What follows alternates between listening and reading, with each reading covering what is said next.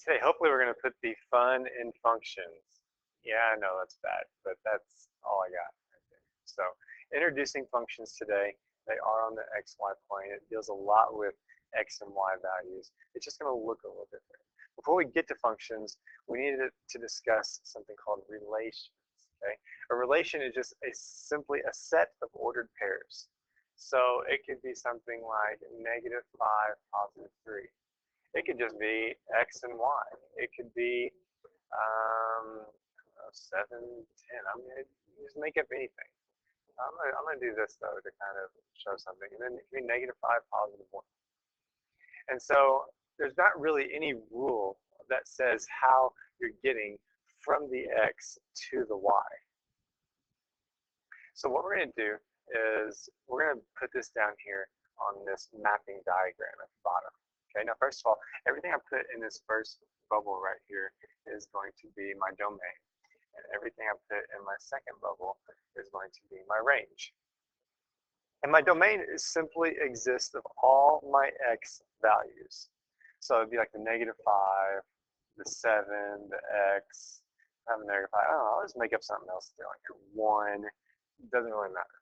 Okay. While the range is the second component of my ordered pair, also known as the Y value. So these are all my Y values, like 3 and Y, and 10 and 1. There might be a -17. Just making stuff up right here. And like I said, for a relation, there's not a lot of rules. So the -5 up there, it went to the 3. The 7, it went to the 10. Oops, my arrow got shorted there. The 1, oh, I just made up, so I'll just have it go to my other made up number. There's not any rules like this. Like the -5, it also wanted to go to the 1 over here. So the X goes to the Y. It's just a mess of numbers. There's not really any rules for how to get from the domain to the range. And so what we're going to do is we're going to make it so there is one rule. This is a hilarious commercial. I'm not going to play it because it'll make my video way too big to post. But definitely check this out on YouTube with this guy. I'm trying to take off his shirt. Okay, so it gets the point across that there is one rule. Okay, and that one rule for my relation is that each X value leads to exactly one Y value, or each input goes to exactly one output. And that's going to be the theme today. So I like to show this with a toaster. My friend showed me this. It's a great illustration of what has to happen. Now, the number one thing besides Pop-Tarts to put into a toaster is bread. All right, I love toasted bread. Put a little bit of garlic salt on there. Man, it is delicious. But the thing is, whenever I put the bread in the toaster, it's only allowed to come out as one thing. When that bread comes out of the toaster, it has to be toast. I'm a really bad toaster on. Maybe that's just jelly or something on there, or it's just the toasted part of the bread. But it has to come out as toast. I can't have the bread come out as something else other than toast. It can't come out as, sometimes it comes out as bread, and maybe another time it'll come out as lasagna or something like that. That cannot happen. Okay, so whatever goes in leads to exactly one output value. So that's what we want to do most of the day to day. Use this function notation and be able to tell whether or not different relations are functions. For example, this one. Okay. I just snapped a picture of the Lemonade House and Grill here in Dexter. They're appetizers currently. I don't know if these prices are still good now or whenever you're watching this video, but this is what they were whenever this summer, whenever I was making my notes. Now the wording on this, don't get caught up on the wording. Okay, it's asking, is the price a function of the appetizer? Okay, so whatever comes first right here, this is my range. This is my second bubble, all right? While this would be my domain.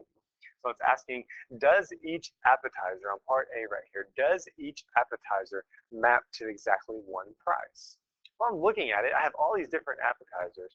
Man, they all look so good. I could really go for some mozzarella cheese sticks right now. But even if I look at the mozzarella cheese sticks, they're going to be $5.99. They don't map to any other price other than $5.99. Therefore, it is going to be a function. Well, what if I'm looking at the other way? What if all this over here was my domain and all of this over here in the green circle was my range. We go ahead and do that. Domain now is price. And the range is appetizer. I'm looking at it. Does all of my prices map to exactly one of these appetizers? So example, the $6.99, it maps to the big loaded fries. Those sound good too.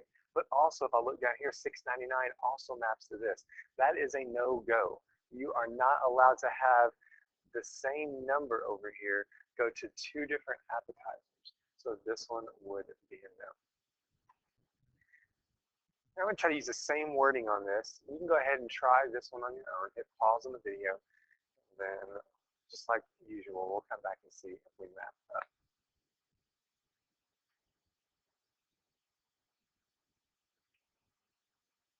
So you got yes on these.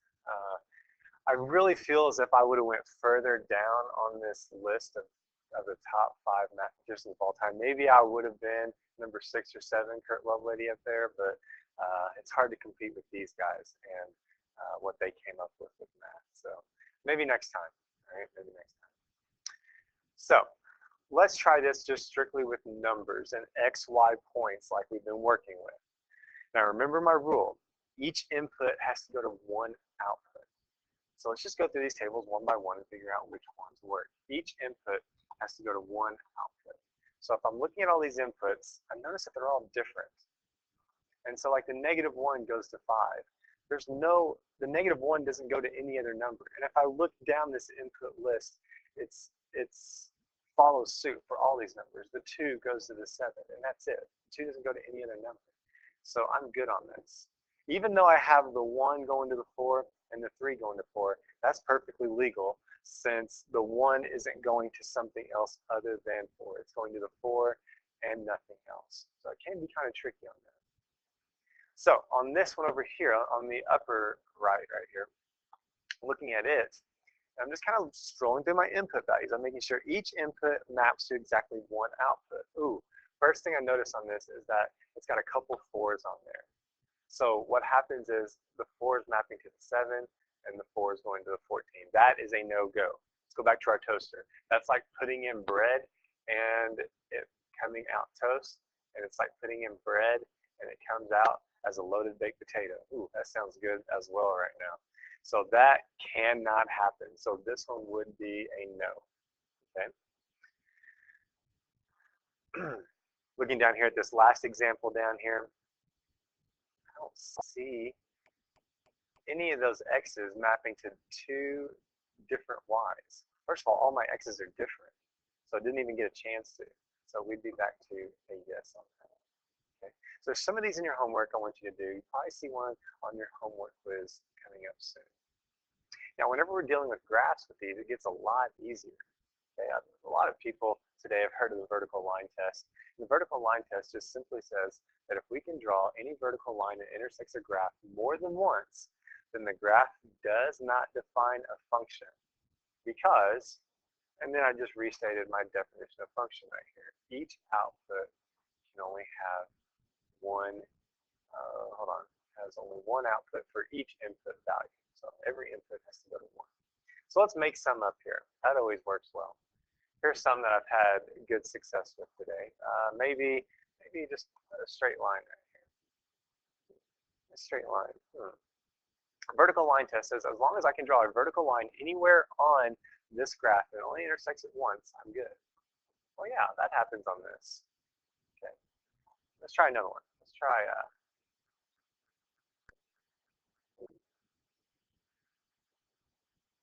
U right here. Ooh, we have a problem on this U right here.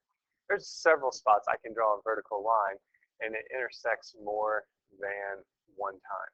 Let's have this make sense. So what I did was I went to the left 2 to this x value. And this x value came out with 2 different y values on this red graph.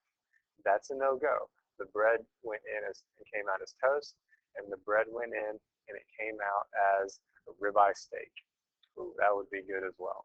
Okay, let's try one more. Let me erase all this. You try this green one. We won't even pause the video. Just think in your head, yes or no. What would that be? Would that be a yes? Would that be a no? A couple spots look kind of fishy on that, but